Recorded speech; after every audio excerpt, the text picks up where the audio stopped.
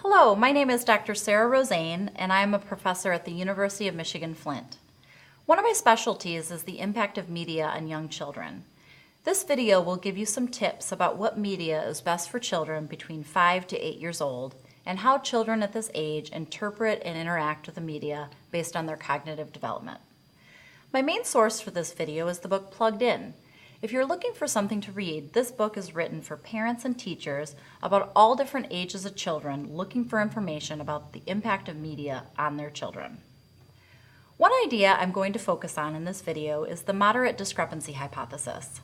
Basically, what this means is that children will be attracted to media that their brain can handle.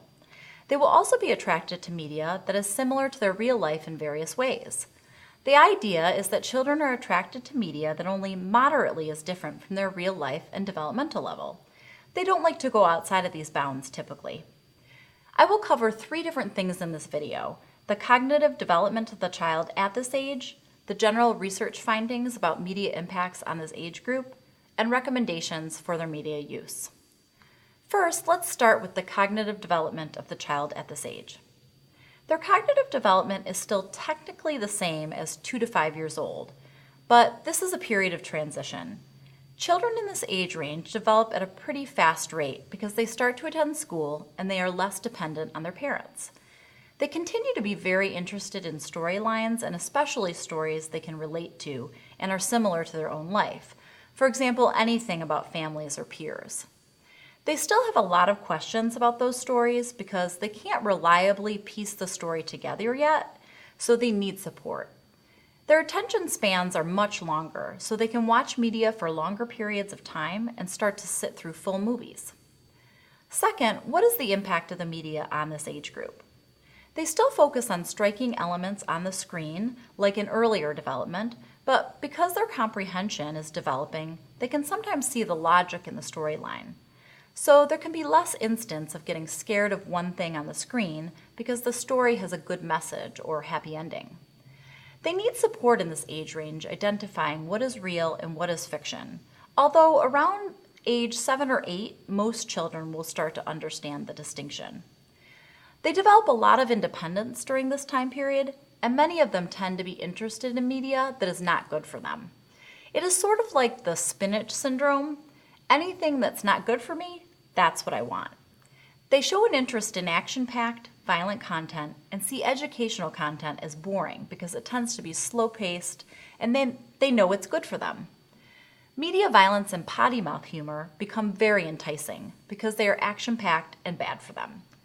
The more they watch aggressive or violent content, the more likely they are to be affected by it. The impact is typically an increase in hitting, pushing, and yelling, rather than intense violence. This makes sense given the moderate discrepancy hypothesis. These are things that are relevant to their own life. But these actions are not good and can lead to hurting themselves, another kid, and getting in trouble at school. Third, what are the recommendations for media use? Reducing screen time is important and recommended, and having several activities for children to pick from in the home that are not media can make this easier. However, setting limits on the type of content, as well as reducing screen time, will be even more effective. Because children are establishing independence during this time period, having some flexibility in the rules can help. Previewing programming can really help to find developmentally appropriate programming that matches your family values. However, since children really want what is bad for them, allowing them to try it with you in the room with a chance to ask questions and a chance for you to see what is really in the show or game offers an opportunity to explain why it's not appropriate. In general, children are more responsive to media rules and restrictions if they understand why a rule exists. You can also teach children about typical storylines in movies and television shows to set expectations for the future. For example, sometimes I will ruin the end of a movie so my children won't be scared, and to teach them they can start to anticipate the end of a movie. For example, I told my children Anna was not going to die in Frozen, which offered them a lot of comfort. Children in this age range do gain some ability to think in probabilities and likelihoods, so you can start to teach them how to assess the consistent formula in movies and television shows. And some things are unlikely to happen in real life or are unrealistic behaviors, like flying. You certainly don't want them to imitate things like that, so you can talk them through it, and that can reduce imitations of certain behaviors they view. A couple of examples of programs that can be good for this age group are Wildcrats and Phineas and Ferb. Wildcrats is action-packed, but it's still educational.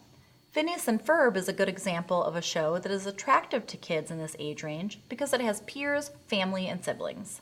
The show also pushes the boundaries of potty mouth and inappropriate actions, but it's not that bad. Since they will like it because it's similar to their own life, you can then watch with them and then explain what is and is not appropriate in your own household. Children at this age also start to watch YouTube quite a bit. EvanTube is highly popular.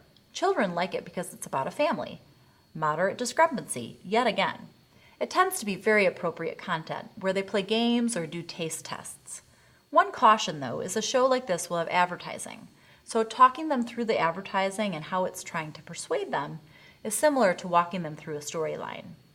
Additionally, there are channels like Gamer Girl. This is a common genre where a YouTuber games and they narrate while they play the game. One rule that I have implemented in my own home is that my children can watch channels where the narrator is a child, but not an adult. I also push them towards games that I think are appropriate for their age, like Minecraft. Finally, there are some really good tools online to help with planning your media use in the home. One is Common Sense Media. This website covers television, movies, and video games, and they give you a description of the show, game, or movie, what age it's appropriate for, and several elements to evaluate whether it's appropriate for their development and your own family values, like the level of positive messages, violence, and vulgar language. It makes it a little easier to know what to expect out of media before you buy it, go to the movie theater, or let your child watch it on their own. Additionally, the American Academy of Pediatrics developed a family media plan, which is easy to use and useful. You can develop a media plan that you tailor to your own family and can post in your house. It also has a way for you to calculate how much screen time is even possible, given all of the activities your child is already involved in. I hope this information is helpful to you and your family, and I hope these suggestions help you develop a successful media plan for your home.